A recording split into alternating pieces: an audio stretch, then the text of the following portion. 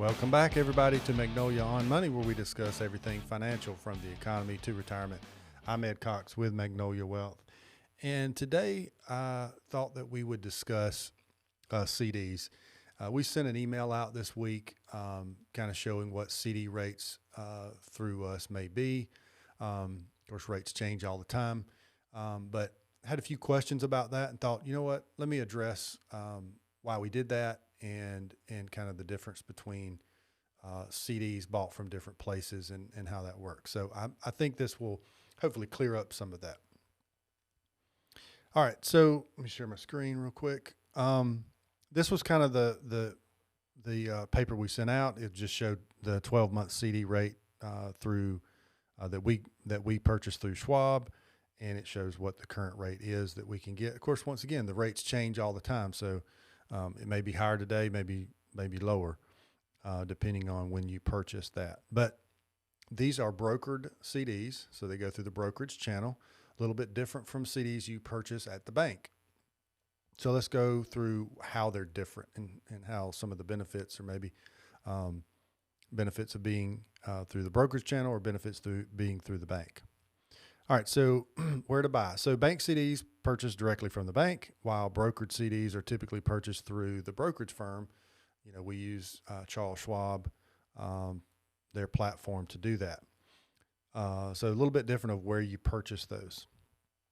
And one of the big differences too is the difference in selection. So if you go to your local bank to purchase CDs, you know, you're limited to the issuer, which is that bank. Okay. So if you go to, you know, ABC Bank in Dothan, you know, you're limited to that issuer, that bank, and what they have. However, brokered CDs are a little bit different. They're allowing us to choose banks from all over the United States, and then we can invest in, and you can invest in more because FDIC insurance goes up to $250,000 per bank. So in one brokerage account, you can hold, you know, $250,000 from this bank that you purchase, another $250,000 from a totally different bank, to another $250,000 from another bank.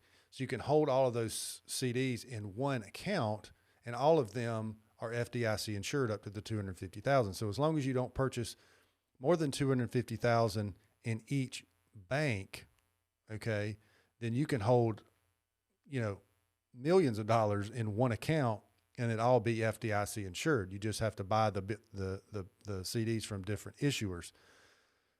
And so it makes it nice when you're holding large sums of money in CDs to have them as a brokerage, you know, CD, because we can put it all in one account and it's all FDIC insured as long as we break the money up into different institutions, which we can look at all the banks that are offering CDs through the Schwab platform all over the country. And so there's a difference in how you select those. Local bank, you're buying the CD from that institution. Brokerage, we're purchasing from all over. Differences in some of the benefits. So you may be able to find higher rates or higher yields among brokered CDs in a lot of cases than issued by a single bank because of their wider selection. You know, and a lot of it has to do with the ability with the volume that the the issuer or the broker is able to put together. So a lot of times you're getting negotiating power and really gives you kind of better rates in that realm. Doesn't always, it's not, that's not always the case. But a lot of times that volume, by going through a big brokerage firm like a Schwab, who we use, you're able to get really, really, really, really competitive rates, and a lot of times a lot higher than your smaller local banks, but not always the case. Now this is probably the biggest difference from that people really need to understand: maturity and early withdrawal. So unlike CDs, which can only be closed out at maturity, or you risk getting charged a penalty for early withdrawal, brokered CDs can actually be sold on the secondary market. So if you bought a CD in your brokerage account and you decide, I bought a 2-year CD, and you decide a year later, I just want to sell this. I think I'd like to buy a stock or something, or take the cash. we can do that. We can sell that on the secondary market before the maturity of the CD. All right. Here's the big but to that. But you have to be aware that this can result in a loss. Okay. So if interest rates were to continue to rise and you sold your CD, you would probably be selling that at a discounted rate, which would be less than what you purchased. So like any CD, I typically tell people whether you're buying at the bank or you're buying it through someone like us on a brokerage platform, don't buy the CD unless you plan on holding it to maturity. Both cases, if you hold the CD to maturity, you will get your original amount back, no early withdrawal penalties, plus the interest.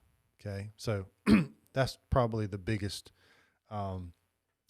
difference in those two CDs, the CDs from the bank and then CDs that we use through brokerage. Why have we started doing that? Well, rates have really gotten to a point where it makes sense to offer that to some of our clients who have, a lot of people have cash that are just sitting in the, banks haven't been getting, 1 or 2% over the last few years with interest rates that have gone so low. But they're getting more attractive, and looks like the Fed is kind of on the tail end of their rate hikes, hopefully.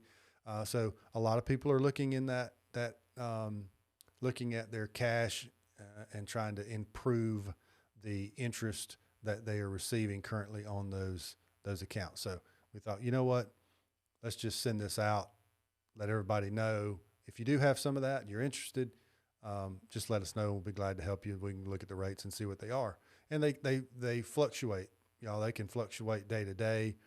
And a lot of times we'll get, if we're opening an account with CDs in it, we may wait a week or two to purchase, and what's available on the open market, it changes all the time. So, but I hope that's helped. If you got any questions, feel free to check in, and we'll continue to offer that to our clients, throughout. As long as rates stay good and it makes sense, then, we'll be there to help you in that arena.